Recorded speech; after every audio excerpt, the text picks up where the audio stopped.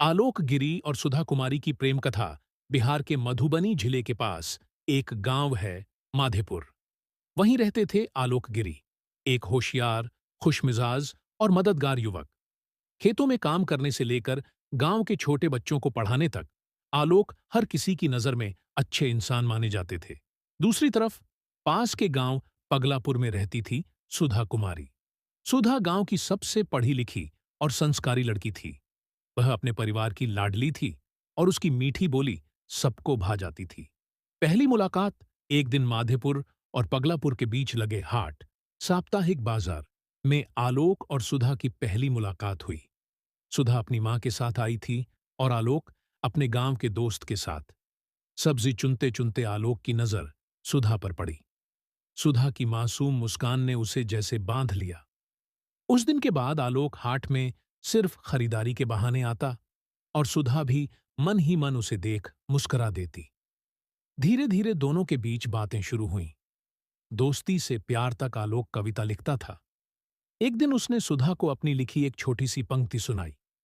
तेरी आंखों में वो सच्चाई है जो दिल को चैन और आत्मा को शांति देती है। सुधा शर्मा गई।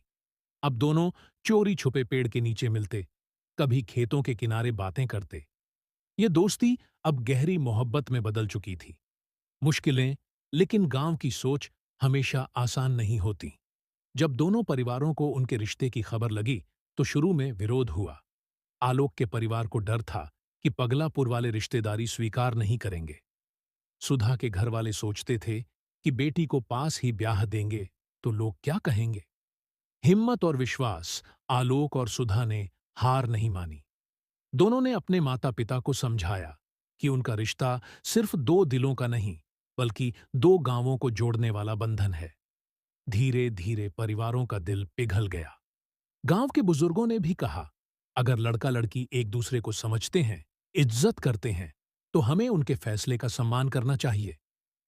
सुखद अंत आखिरकार माधेपुर और पगलापुर दोनों गांव के लोगों की मौजूदगी में आलोक और सुधा का विवाह हुआ। शादी के दिन दोनों गांवों के बीच की दूरी जैसे मिट गई। लोग कहते हैं कि आज भी जब कोई प्रेम की मिसाल देता है तो आलोक गिरी और सुधा कुमारी का नाम लिया जाता है। M1 स्टोरी लाइफ क्रिएटर को सब्सक्राइब करो, आपको मास्टरमाइंड बना देंगे।